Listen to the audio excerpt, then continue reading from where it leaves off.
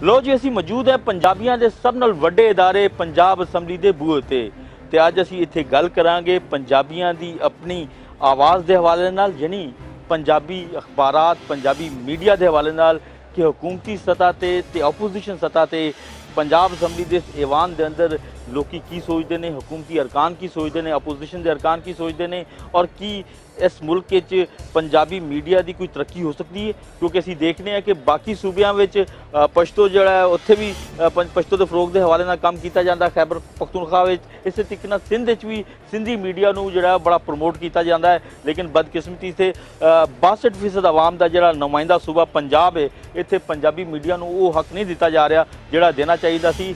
5% कोटा मुख्तस भी किया गया सी चौधरी परवेज़ इलाही के दौर च, लेकिन अज तक उस कोटे मुताबिक कदे भी पंजाबी मीडिया को इश्तिहारात नहीं मिले और इस वक्त तो सूरत हाल हैगी कि पंजाबी मीडिया जो है वो अपनी मौत आप मर रहा है और हुकूमत वालों किसी किस्म की दारसी नज़र नहीं आती। इस हवाले नाल असीं इत्थे पंजाब असैम्बली के अरकान नाल भी गल करांगे, कुछ हुकूमती नुमाइंदियां नाल और कुछ अपोजिशन नुमाइंदियां नाल। आइए गलबात करने।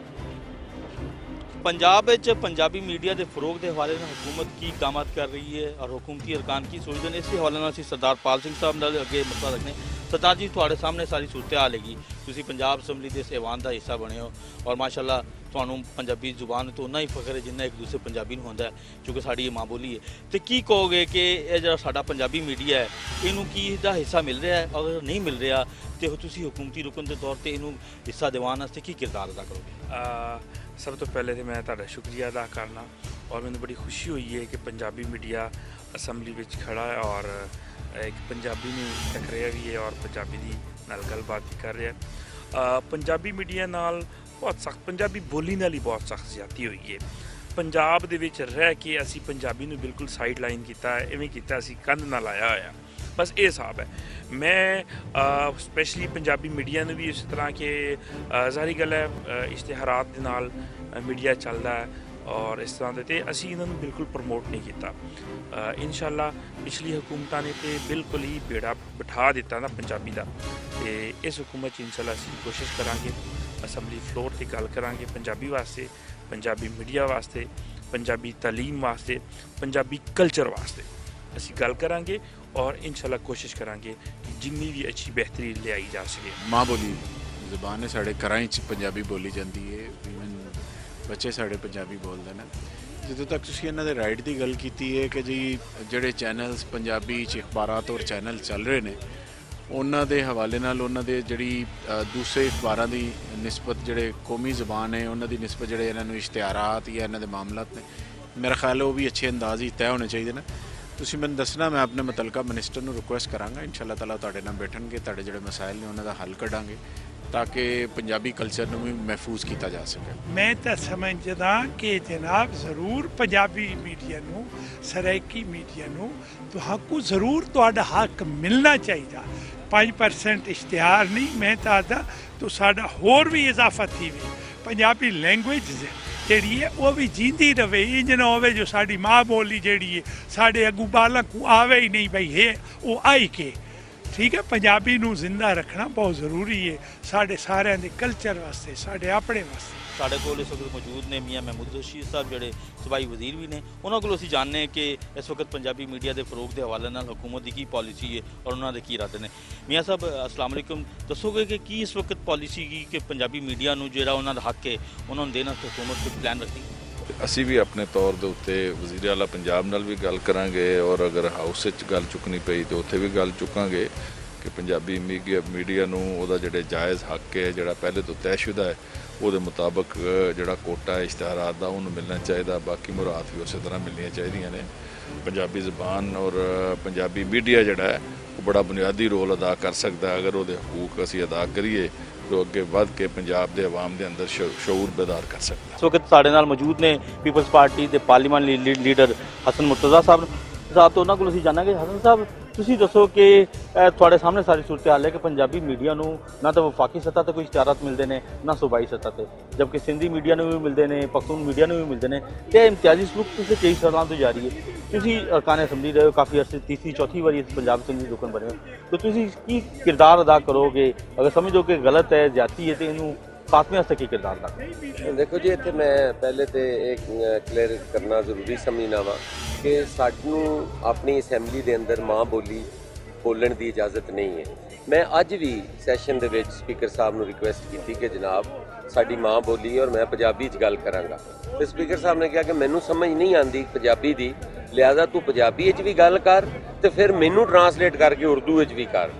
ਤੇ ਮੈਂ ਇਸੇ ਤਰ੍ਹਾਂ ਹੀ ਵਜ਼ੀਰ ਨਾਲ ਪੰਜਾਬੀ 'ਚ ਗੱਲ ਕਰਦਾ ਸਾਂ ਤੇ ਸਪੀਕਰ ਨਾਲ ਉਰਦੂ ਵਿੱਚ ਗੱਲ ਕਰਦਾ ਸਾਂ।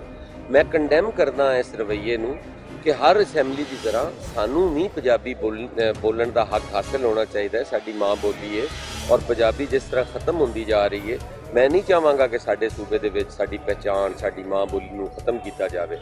ਔਰ ਪੀਪਲਜ਼ ਪਾਰਟੀ ਇਹਦੇ ਤੇ ਬੜਾ ਜਲਦੀ ਇੱਕ ਪੰਜਾਬੀ ਫੈਸਟੀਵਲ ਕਰਨ ਦਾ ਵੀ ਸੋਚ ਰਹੀ ਹੈ ਔਰ ਇਨਸ਼ਾਅੱਲਾ ਤਾਲਾ ਅਸੀਂ ਬਹਾਰ ਦੇ ਵਿੱਚ ਆਪਣਾ ਜਸ਼ਨ ਬਹਾਰਾਂ ਜਿਹੜਾ ਹੈ ਉਹ ਆਪਣੀ ਮਾਂ ਬੋਲੀ ਨਾਲ ਮਨਾਵਾਂਗੇ।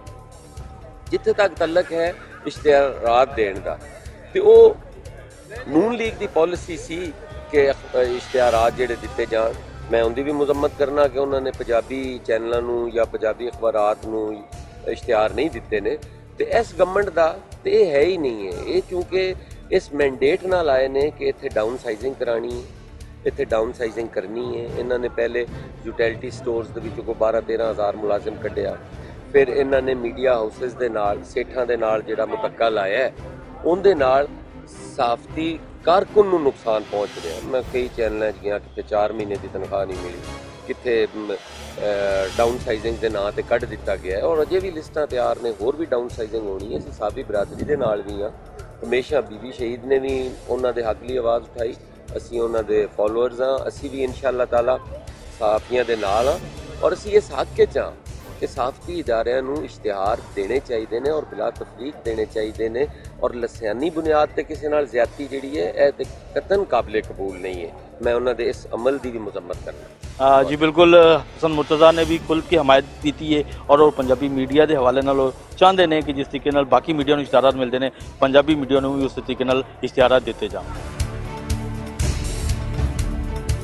जी बिल्कुल, पंजाबी नूं मिलने चाहिए ने इश्तिहार, ते साड़ी ख्वाहिश है कि साढ़े CM जिहड़े उस्मान बुज़दार साहब ने वो ये बिल्कुल बराबरी सतह ते लिया के इनू इश्तिहार नूं जिहड़े ने लॉन्च किया जाए पंजाबी मीडिया के उत्ते, तो असी गौरमेंट सतह के उत्ते भी यह दबाव लियावांगे ताकि पंजाबी जिहड़ी साडी ज़बान एक निखार दी है, साडे कल्चर नूं, सकाफत नूं, उन्हों बिल्कुल नज़रअंदाज ना किया जाए। पंजाबी एक माँ बोली है और साढ़े पंजाब की ये बेसिक ज़बान है। ये कई पंजाबी बहुत नामवर शायर और दानश्वर होए ने और काफ़ी ये एक तंजीम भी पंजाबी के उत्ते बड़ा काम करती पई है और इनू हुकूमती सतह के उत्ते भी लेना चाहिए और पार्लीमेंट के अंदर भी जहाँ इस मौजू के उत्ते गल होवे उत्थे पंजाबी के बारे दे विच गल करनी चाहिए है।